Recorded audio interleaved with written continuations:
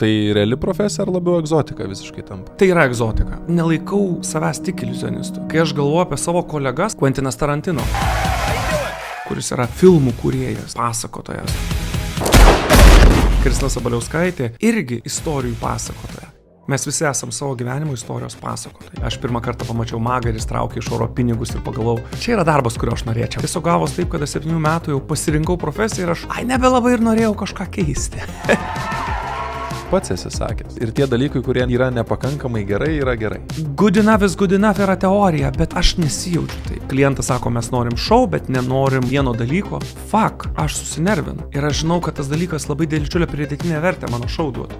Jūs esat geras ne tada, kai viską gerai padarot, o kai yra kažkokios tai problemos ir kaip gerai jūs jas išsprendžiat. Rašaus kaip iliuzionistui, bet po to pamačiau, kad yra filosofija, psichologija. Šitas pokalbis žiauriai bus. O galbūt kažką, kas klausysis mūsų pokalbio, įkvėps.